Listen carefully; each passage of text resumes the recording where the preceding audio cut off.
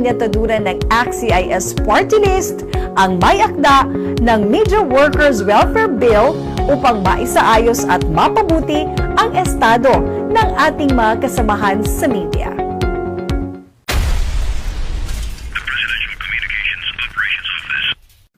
My work takes me to different places in the country. I meet people from different walks of life, and their strength to survive inspires me in different ways. Meet Miko Sarmiento, a professional barista and owner of Lamplighter Cafe in Manolo Fortich, Bukidnon. Let us support local business and at the same time, rediscover the Philippines.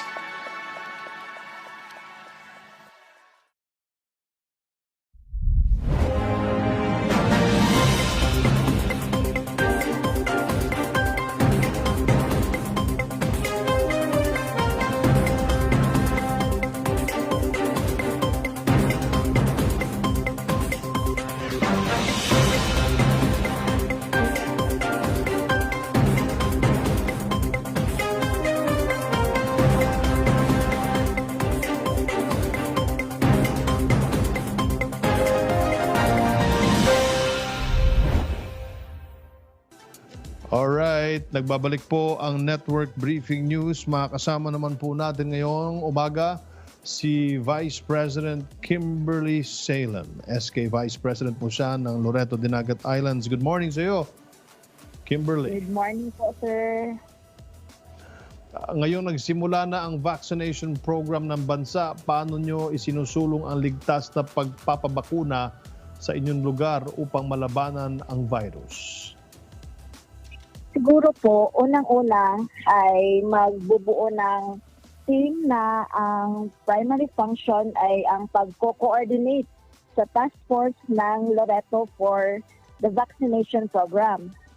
Palaging maging part sa paggawa ng plano sa mga hakbang na gagawin at agahan yung preparasyon at orientation ng bawat miyembro para i-improve bago ang vaccination procedure sa lugar po.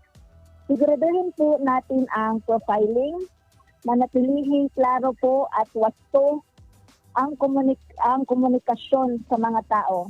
Dapat po talaga merong monitoring and evaluation po, then dapat po documented and recorded po dapat. Kasama sa inyong future program itong Youth Hub Center. Ano ang magiging benepisyo ng mga kabataan dito at paano nyo ito maisasakatuparan? Well, the benefits po for the youth Hub Center in Loreto is to provide the needs of the youth.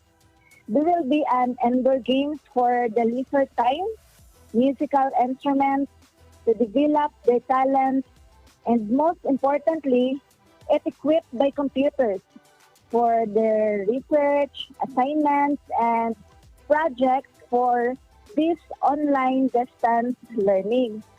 We already have designated building, and the facilities of that building will be provided and given by the PATCOM in support to our SK Federation request to cater the youth to our municipality of Loreto. Ano naman ang mensahe mo sa ating mga kabataan ngayong panahon ng pandemya? Kimberly Salem. Yeah. Well, my message to our kabataan is to continue to support for all the programs of Sangguniang Kabataan. Wala kaming ibang hangarin, sir, kundi to give our purest service sa panahon ng pandemya. At laging isa-isip at isa-puso ang pagtulong upang malabanan natin ang pagkalat ng virus. Stay home and always keep safe, kabataan ang Loreton Hall. At sa magigiting na kabataan sa Pilipinas, mabuhay, SK. Thank you so much, Vice President Kimberly Salem, SK Federation Vice President ng Loreto, Dinagat Islands. And we hope Po, to thank you. visit you soon. Ngayong March 20, no, dyan sa Loreto. Sana ay Yes po. magkita tayo dyan. Okay po. Thank you po. Thank you. Makasama rin po natin si ASEC Janji Gonzales mula sa OPAV dyan sa Cebu. May buntag kanimo, ASEC Janji. Maing buntag pod nimo Sec Martin. Mao ni akong report diri karon sa Visayas. Sec Martin, natapos ng Department of Public Works and Highways ang ilang projects in Western and Eastern Visayas. DPWH 6 turned over the quarantine and off-site dormitory in Santa Barbara, Iloilo to Western Visayas Sanitarium. Ang quarantine building ay may 16 rooms with individual comfort rooms and air conditioning units, nurse station, male and female nurse quarters. Each room ay may 2 double-deck beds, air conditioning unit, and comfort room. Ang 1 unit off-site dormitory ay gagamitin ng mga medical personnel and frontliners ng hospital. DPWH 6 also handed over a new 12.5 million peso isolation and quarantine facility to the city government of Cabangcalan City, Negros Occidental. Ayon kay DPWH Secretary and Chief Isolation Czar, Mark Villar, the newly constructed healthcare facility is built on a 348 square meter lot at the Cabangcalan City Hospital located in Barangay Tabugon. The project was implemented by the DPWH Negros Occidental 3rd District Engineering Office and backed by the DPWH 6 Fiscal Year 2020 Special Purpose Fund. Ito ay may 16 rooms with individual air conditioning units at comfort rooms for patients. It also has separate quarters for male and female nurses with 2 double-deck beds, air conditioning units, and comfort rooms. These quarantine facilities will serve as temporary shelter for the COVID-related cases. According to Secretary Villar, DPWH stays committed in the continuous delivery of much-needed healthcare facilities in the country for both COVID-19 patients and for medical workers. Nakumpleto rin ng DPWH ang widening of Lictinon Bridge along the Barotac Viejo San Rafael Road in Iloilo. The widened Lictinon Bridge complements the existing 4-lane Barotac Viejo San Rafael Road. The DPWH 6 bridge project now provides more motorists and improved land travel within San Rafael and nearby towns. In Region 8, DPWH implemented a widening of a portion of the Biliran Circumferential Road na bahagi ng kanilang 2019 Road Network Development Program. This is highly prioritized because along this section is the province's major thoroughfare from mainland Leyte to the capital town of Naval and vice versa. Dahil sa mga proyektong ito, madagdagan ang traffic volume at magkaroon ng mas maayos na pagbiyahe ang publiko. Meanwhile, the National Irrigation Administration is fast-tracking the 11.2 billion peso Halaur River Multipurpose Project Stage 2 in Calinog, Iloilo.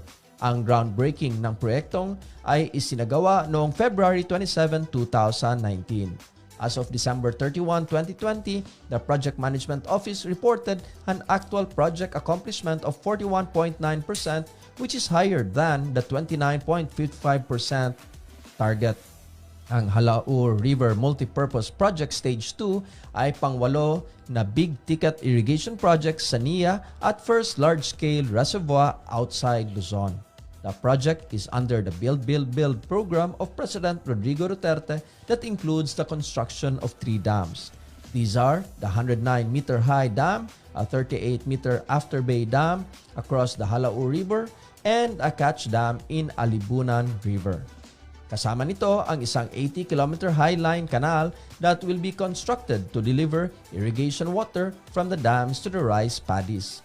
Upon completion, ang project ay makapagbigay ng year-round irrigation water supply to 9,500 hectares of new irrigable areas. It will also rehabilitate more than 22,000 hectares covered by 5 existing irrigation systems in 23 municipalities and 2 cities in the province of Iloilo.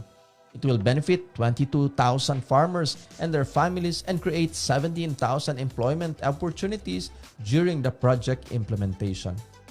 Rice production is expected to increase from 3.6 to 5 metric tons per hectares. Other incidental benefits are the development of eco-cultural tourism, fish culture, flood mitigation, and watershed management. Samantala, magpatayo ang NIA 7 ng 975 million peso irrigation facility that will cover Tanay City, Bai City, and Pamplona this year. NIA Negros Oriental recently conducted a groundbreaking and blessing of the project site Barangay Santa Cruz Viejo, Palanas, Tanay City. The project is expected to boost the production of rice and other crops in the province. Ang main source of water for irrigation ay ang Tanay River. The supplementary water source are other rivers located in Bai City and Pamplona. The project is expected to be completed by 2025. Ug maulang na among report diri karon sa Visayas, maayong buntag, Sec Martin. Daghang salamat sa imong oras, Asek Janji, mula sa Office of the Presidential Advisor for the Visayas. Pilipinas, dito po nagtatapos sa Network Briefing News para sa araw na ito. Salamat sa lahat ng mga naging bisita po natin, si Mayor Lamberto Llamera, Libho, Dinagat Islands, SK Federation Vice President Kimberly Salem ng Loreto, Dinagat Islands, ug si Jay o Gay Chu ng RMN Surigao. Salamat Philippine Cable and Telecommunications Association Incorporated and its nationwide member cable operators. Sa pag-replay po ng Network Briefing News, mabuhay po kayong lahat. Dito sa Network Briefing News, pinagtatagpo ang mga LGU, media at national government. Ito si Communications Secretary Martin Andanar. Magkita-kita ulit tayo sa Lunes para sa isa na namang Network Briefing News.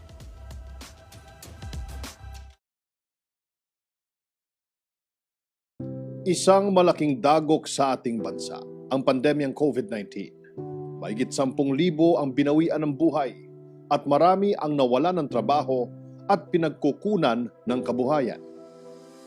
Ngunit sa tulong, malasakit at pagtutulungan ng pamahalaan at iba't ibang sektor ng lipunan, nagagawa nating pigilan ang pagkalat ng virus na ito. At dahil dito, unti-unti na nating nabubuksan muli ang ekonomiya ng ating bansa. Ngayong taon, sa pagpapatupad ng National Action Plan Phase 3, binuo rin ang Philippine COVID-19 Vaccination Roadmap. Layunin nito na mabakunahan ang bawat Pilipino upang magkaroon ng proteksyon laban sa virus. To my fellow Filipinos, please set your fears aside. These vaccines are backed by science and deliberated on by our expert Filipino experts. I encourage you to get vaccinated at the soonest possible time and be a partner in preventing the further spread of the disease. Narito ang mga components ng COVID-19 vaccination roadmap. Una, scientific evaluation and selection. Dito ay nagsagawa ng masusing pagsusuri para sa pagpili ng mga vaccines mula sa iba't ibang manufacturer sa buong mundo. Kasama rin dito ang pagsasagawa ng COVID-19 vaccine clinical trials. Gayon din ang pagkakaloob ng Food and Drug Administration ng Emergency Use Authorization for COVID-19 drugs and vaccines. Ang pagbibigay ng EUA ay isang risk-based na proseso sa pagsusuri ng mga bakuna o gamot na kasalukuyang pinag-aaralan bilang tugon sa mga public health emergency. Layunin nitong mapabilis ang pagkakaroon ng access sa mga bakuna o gamot sa panahon ng pangangailangan. Tinitingnan ng prosesong ito ang kalidad, kaligtasan at bisa ng mga sinusuring bakuna o gamot. Paalala lang po, ibig sabihin ng EUA ay hindi pa tapos ang clinical trials. Hindi ito nangangahulugang for commercial use o pwede nang bilhin kung saan-saan ang bakuna. Ang Vaccine Expert Panel ang magsusuri ng mga bakuna na maaaring i-negotiate. Kapag ang bakuna ay pumasa sa criteria ng VEP, mag-a-apply ang vaccine developer para sa EUA approval. Kapag sila ay napagkalooban ng EUA mula sa FDA, magsasagawa naman ng final evaluation ang Health Technology Assessment Council. Narito ang mga batayang gamit ng VEP sa pagsusuri ng mga COVID-19 vaccines. At ito naman ang evaluation framework for COVID-19 vaccines under emergency use authorization ng HTAC. Pangalawa, diplomatic negotiation and engagement. Makikipag-ugnayan ang iba't ibang ahensya ng gobyerno tulad ng Department of Foreign Affairs at Department of Finance sa ibang mga bansa, pharmaceutical companies, at iba pang organisasyon kaugnay sa vaccine development at evaluation. Malinaw po na ang hangarin ni Pangulong Duterte ay libre para sa lahat ang anumang COVID-19 vaccine. Pangatlo, procurement and financing. Iba-iba ang pagkukuhanan ng pondo na gagamitin. Kabilang dito ang multilateral at bilateral agreements, domestic government financial institutions, at bilateral negotiations para sa pambili ng logistics para sa vaccination deployment. Gagamitin ang General Appropriations Act. Narito ang inilaang budget para sa vaccination program. Pang-apat, shipment and storage. Sisiguraduhin na ang lahat ng mga bakuna ay maayos na maitatransport sa tamang temperatura sang-ayon sa guidelines ng World Health Organization. Kasama rito ang pagsasagawa ng vaccine cold chain at logistics management kung saan nasisiguro ang kalidad ng bawat bakuna mula sa sandaling ito ay nagawa hanggang sa maipamahagi na sa mga mamamayan. Mahalaga ang cold chain dahil ang bakuna ay isang biological product. Kapag ito ay nakalagay sa masyadong mainit o masyadong malamig na temperatura, maaring maapektuhan ang active ingredients nito at hindi na maging ganoon kaepektibo.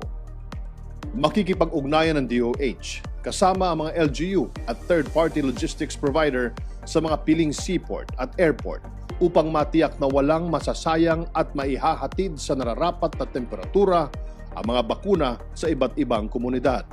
Kinakailangan ding makipag-ugnayan ng mga LGU sa lokal na DOH office upang masuri ang kapasidad sa cold chain. Batay sa pagsusuring ito, maaring bumili pa ng dagdag na refrigerator o freezer ang LGU kapag kailangan dagdagan ang kapasidad para sa pag-i-impact ng bakuna. Panglima, vaccine distribution and deployment. Bumuo ang ating pamahalaan ng National Strategic Policy Framework for COVID-19 Vaccine Deployment and Immunization. Dito ay inilatag ang decision matrix kung sino-sino ang bibigyan ng prioridad na mabakunahan. Narito ang target population para mabakunahan kontra COVID-19 mula 2021 hanggang 2023. Kabilang ang mga sumusunod sa Priority Eligible Group A.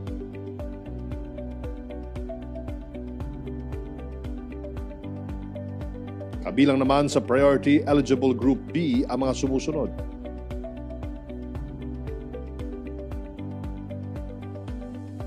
At kabilang naman sa Priority Eligible Group C ang mga hindi nabanggit sa Group A at B. Pang-anim, implementation of nationwide vaccination. Kamakailan lamang inaprubahan ng gobyerno ang Philippine National Deployment and Vaccination Plan. Nahati ito sa tatlong phases. Number 1, pre-implementation phase, kung saan maghahanda para sa actual vaccination activity. Number 2, implementation phase o ang actual na pagbabakuna. Number 3, post-implementation phase kung saan masusing o obserbahan ang mga pasyenteng nabakunahan. Narito ang itinakdang vaccination workforce na tutulong sa vaccination program. Ang lahat ng mga makakasama sa workforce na ito ay dadaan sa isang training na dinevelop ng DOH kasama ang WHO at UNICEF. Magkakaroon din ng evaluation at monitoring systems para sa profiling, screening at registration ng mga vaccination areas, vaccinators at supply chain facilities. At pang-pito, assessment, evaluation, and monitoring. Dito ay imomonitor ang kinalabasan ng COVID-19 vaccination program. Magsisimula ito pagkatapos isagawa ang pinakaunang pagpabakuna. Mayroon itong dalawang components. Una, ang adverse events following immunization, at pangalawa, ang surveillance and response at pharmacovigilance. Itinuturing ng WHO ang AEFI bilang isang untoward medical occurrence, kasunod ng immunization at hindi sa lahat ng oras ay may kaugnayan sa ginawang pagbabakuna. Masusing iimbestigahan ng mga ito para malaman kung dahil sa pagbabakuna o coincidence lamang. Kabilang sa surveillance ng AEFI ang mga sumusunod.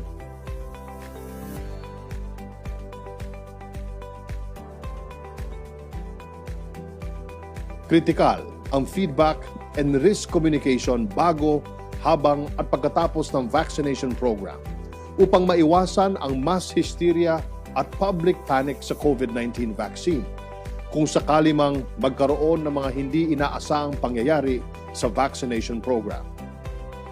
Bawat LGU ay susunod sa Philippine National Vaccination Roadmap. Dapat din na mayroon silang mga plano sa pagbabakuna na angkop sa kani-kanilang lugar.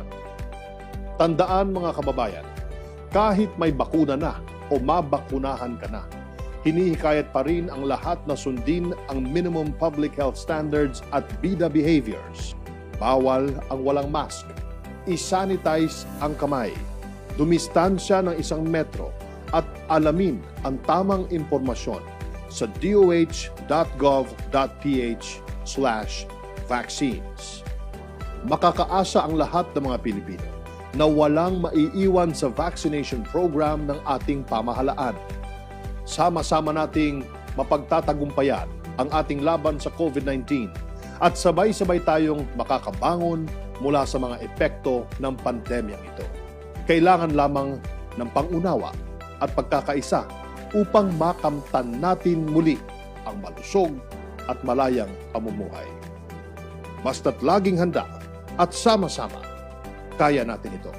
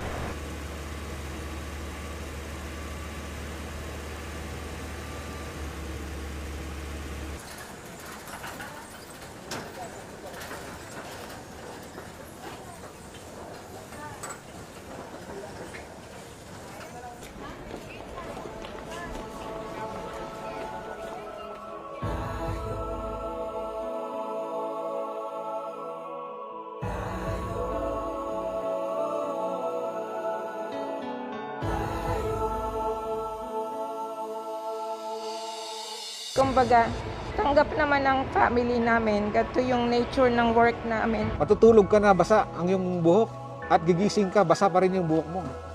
Dahil ganun po yung hirap po namin dito. When you're there in the field, when you're there in the flight, and then you hear them clap.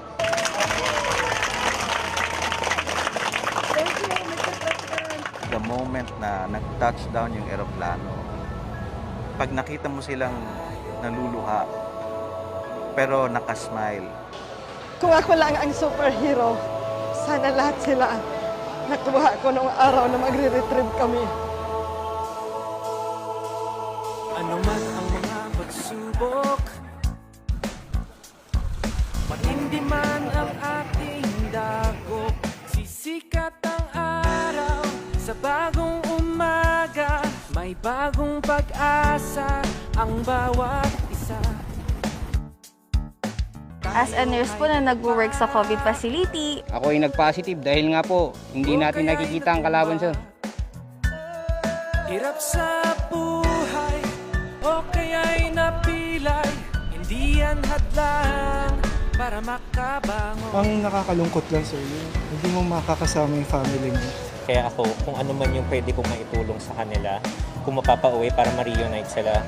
masaya po kami kasi makikita na po naman ang aming pamilya.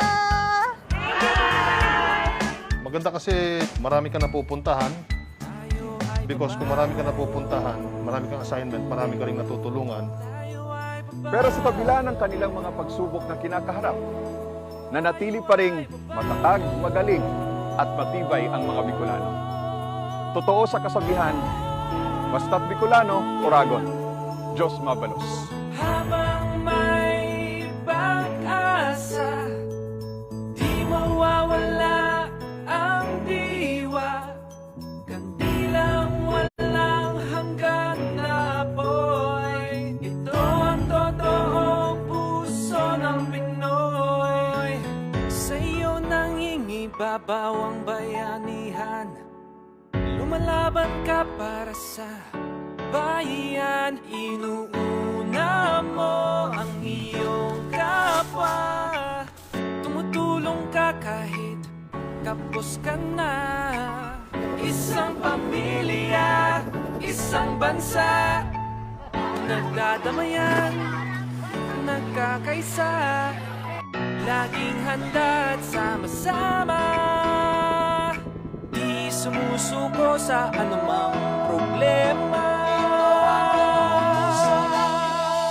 Ang serbisyo ay dapat matibay, malakas. Dahil lang inisip ko, sir, serbisyo to sa bayan. Kasi kung hindi ako, sir, sino, sir, ang gagawa? Ang dami po, pero unti-unti pong nababawasan, nasasala. So, iilan na lang po yung talagang merong dedikasyon na magtrabaho para sa bayan.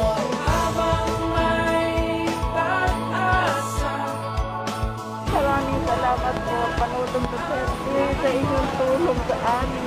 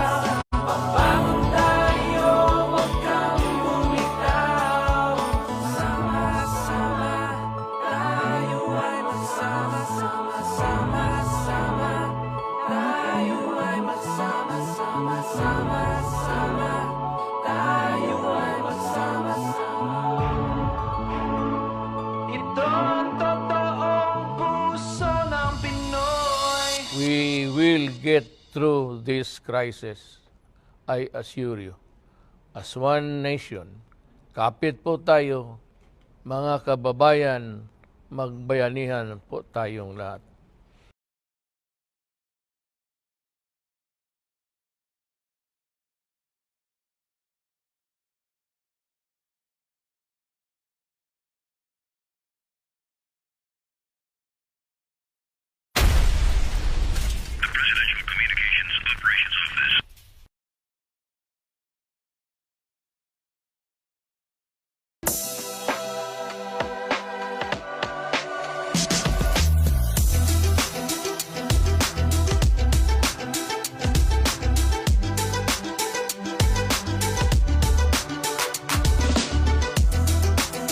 When you trust the women, na-empower mo na You siya. need to understand na lahat talaga nagkakaroon ng adjustments. Don't blame yourself too much. We're all on survival mode. Forgetting is not healing, you know? Kailangan ng psychological clearance. Dito pa rin sa programang Women! Women! Women!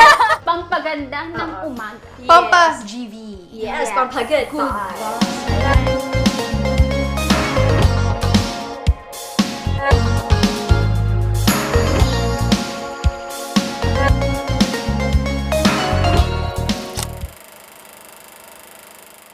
Kulang na nga kami sa tubig. Minsan na nga lang may tubig, gabi na nga lang. Tapos kulay brown pa. So kulang tayo talaga ng water impounding just for the household use. We have to balance the need to protect public health saka yung quest for justice. Short but